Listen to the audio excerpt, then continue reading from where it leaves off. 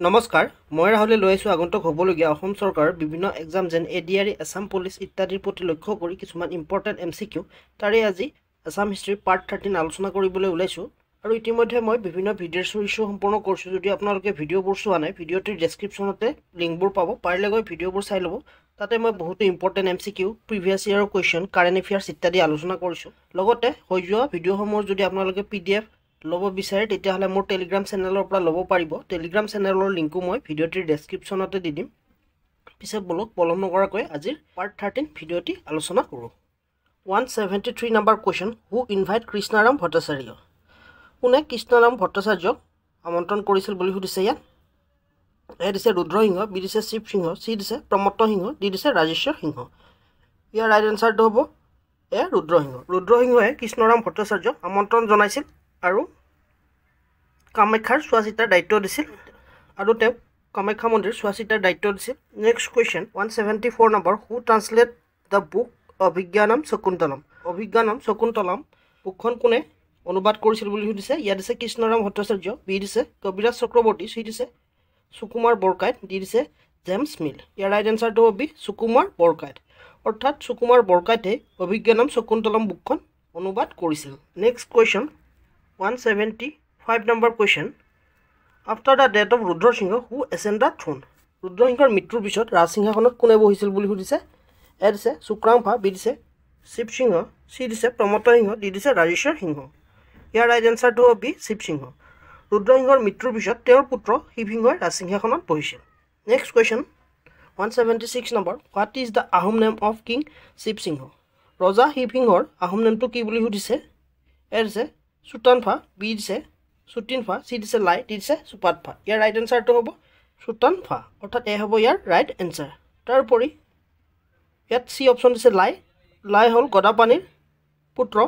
বা জয়মতীৰ পুত্ৰ আছিল লাই আৰু আন এজন আছিল লেছাই নেক্সট কুৱেশ্যন 177 নম্বৰ who assume the title Pramatteshwari কোনে প্ৰমত্তেশ্বৰী টাইটেলটো লৈছিল বুলি সুধিছে ইয়াত এ দিছে ফুলেশ্বৰী বি দিছে অম্বিকা চি দিছে সৰ্বেশ্বৰী ডি দিছে ইনাদুৰী ইয়াৰ ৰাইট এনসাৰটো হ'ব এ ফুলেশ্বৰীয়ে প্ৰমত্তেশ্বৰী টাইটেলটো লৈছিল ফুলেশ্বৰী আছিল শিৱ সিংহৰ প্ৰথম পত্নী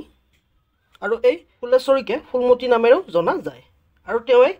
গৌৰীসাগৰ পুখুৰীটো খন্দাইছিল নেক্সট কুৱেশ্যন 178 নম্বৰ who build the Dirgheshwari temple Dirgheshwari মন্দিৰটো কোনে সাজিছিল বুলি সুধিছে এ দিছে ৰুদ্ৰসিংহ বি দিছে শিৱ সিংহ চি দিছে প্ৰমত্ত সিংহ ডি দিছে ৰাজেশ্বৰ সিংহ ইয়াৰ ৰাইট এনসাৰটো হ'ব বি শিৱ সিংহ শিৱ সিংহই দীৰ্ঘেশ্বৰী মন্দিৰটো সাজিছিল নেক্সট কুৱেশ্যন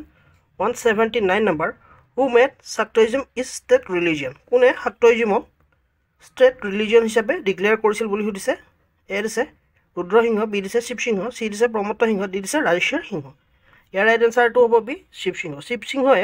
শাক্তইজমক ৰাষ্ট্ৰীয় ৰিলিজিয়ন হিচাপে ঘোষণা কৰিছিল next question 180 during the which Ahom king region Sukumar Borkait wrote famous book on elephant named Hasti Vidyanab. কোনজন আহোম ৰজাৰ দিনত সুকুমাৰ বৰকাইতে হাতীৰ ওপৰত যিখন বিখ্যাত বুক হস্তিন বিদ্যাৰ্ণৱ লিখিছিল বুলি সুধিছে ইয়াত এ দিছে ৰুদ্ৰসিংহ বি দিছে শিৱ সিংহ চি দিছে প্ৰমত্ত সিংহ ডি দিছে ৰাজেশ্বৰ সিংহ ইয়াৰ ৰাইট এনসাৰটো হ'ব বি শিৱ সিংহৰ দিনতে সুকুমাৰ বৰকাইতে হাতীৰ ওপৰত হস্তিন বিদ্যাৰ্ণৱ বুকখন লিখিছিল next question 181 number According to Buronji, James Mill, the first European to trade with Assam and arrive with Ahom King region. প্ৰথমজন ইউৰোপিয়ান ব্যৱসায়ী অসমত ব্যৱসায় কৰিছিল আৰু তেওঁ কোনজন আহোম ৰজাৰ দিনত আছিল বুলি সুধিছে এ দিছে ৰুদ্ৰসিংহ বি দিছে শিৱ সিংহ চি দিছে প্ৰমত্ত সিংহ ডি দিছে ৰাজেশ্বৰ সিংহ ইয়াৰ ৰাইট এনসাৰটো হ'ব বি শিৱ সিংহৰ দিনতে জেমছ মিল প্ৰথমজন ইউৰোপিয়ান যিজনে অসমত ব্যৱসায় কৰিছিল নেক্সট কুৱেশ্যন 182 নম্বৰ হু কনষ্ট্ৰাক্ট ৰুদ্ৰেশ্বৰ টেম্পলটো কোনে সাজিছিল বুলি সুধিছে এ দিছে ৰুদ্ৰসিংহ বি দিছে শিৱ সিংহ চি দিছে প্ৰমত্ত সিংহ ডি দিছে ৰাজেশ্বৰ সিংহ ইয়াৰ ৰাইট এনসাৰটো হ'ব চি প্ৰমত্ত সিংহই ৰুদ্ৰেশ্বৰ টেম্পলটো সাজি উলিয়াইছিল নেক্সট কুৱেশ্যন 183 নম্বৰ in which place North Eastern Institute of Ayurveda and folk medicine research is situated A দিছে পাছিঘাট অৰুণাচল প্ৰদেশ বি দিছে মিৰ্জা আছাম চি দিছে চংটে মিজোৰাম ডি দিছে ডিমাপুৰ নাগালেণ্ড ইয়াৰ ৰাইট এনসাৰটো হ'ব এ পাছিঘাট অৰুণাচল প্ৰদেশৰ পাছিঘাটতে North Eastern Institute of Ayurveda and folk medicine research center অৱস্থিত। নেক্সট কুৱেশ্যন 84 নম্বৰ, এইটো কাৰেণ্ট এফেয়াৰ্ছৰ পৰা লোৱা হৈছে। Mission Birubala related with, mission Birubala কিহৰ সৈতে ৰিলেট বুলি সুধিছে। এ দিছে ডাউৰি, বি দিছে হুইচ হাণ্টিং, চি দিছে চাইল্ড মেৰিজ, ডি দিছে ডমেষ্টিক ভাইলেঞ্চ। ইয়াৰ ৰাইট এনচাৰটো হ'ব বি হুইচ হাণ্টিং, অৰ্থাৎ ডাইনী হত্যাৰ সৈতে মিছন বিৰুবলা জড়িত। মিছন বিৰুবালা বা বিৰুবালা ৰাভা এজন সমাজসেৱিকা আছিল আৰু তেওঁ ডাইনী হত্যা বা ডাইনী বুলি যাক সন্দেহ কৰে তেনেকুৱা ধৰণৰ মহিলাক উদ্ধাৰ কৰিছিল আৰু তেওঁলোকৰ সংস্থাপনৰ বাবে ব্যৱস্থা কৰিছিল। চ' আজিলৈ আশা কৰোঁ মোৰ ভিডিঅ'টিৰ জৰিয়তে আপোনালোকে উপকৃত হ'ব। যদি ভিডিঅ'টি ভাল লাগিছে লাইক কৰিব, কিবা আপগ্ৰেড কৰিবলগীয়া থাকিলে মোক কমেণ্ট কৰি জনাব পাৰে আৰু পাৰিলে চেনেলটো শ্বেয়াৰ কৰিবলৈ নাপাহৰিব